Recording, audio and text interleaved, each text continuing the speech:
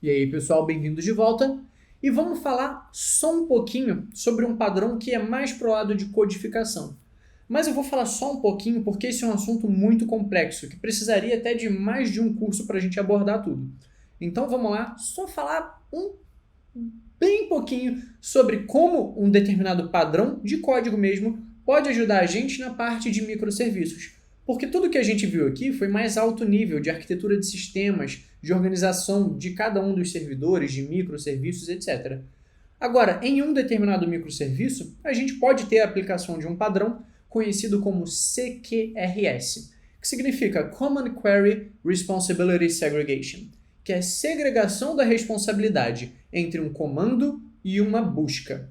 Ou seja, basicamente, eu peguei essa definição aqui em inglês, então uma tradução livre é que no seu coração, no seu núcleo, é a noção, esse CQRS, é a noção de que a gente pode utilizar modelos diferentes para buscar uma informação e para atualizar ou inserir uma informação.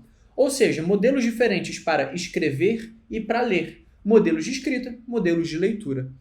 Em algumas situações, essa separação pode ser muito valiosa. A gente pode, inclusive, ter um banco de dados de escrita e outro de leitura, e ter algum tipo de sincronização.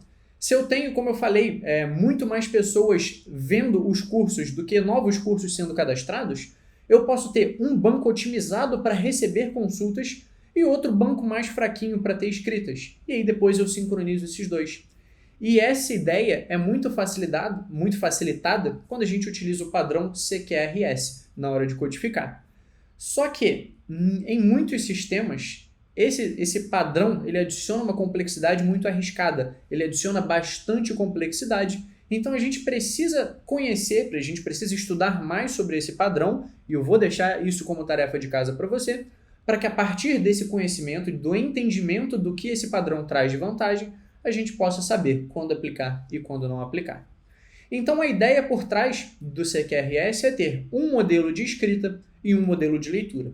E com os dois separados, a gente pode ter cada um realizando operações mais complexas.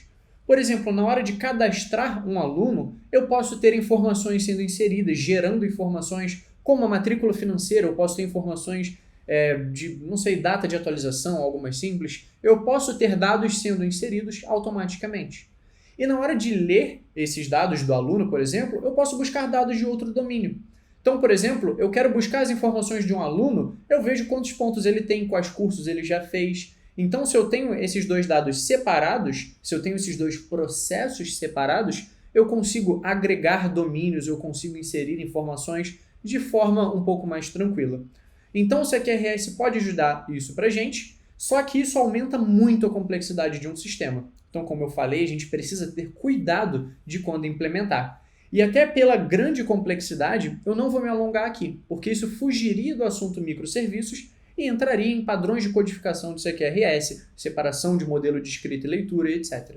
Mas a ideia por trás desse padrão é eu ter um modelo de escrita, e quando eu digo modelo, é realmente ter uma classe que representa o que vai ser escrito e outra classe diferente para representar o que vai ser lido.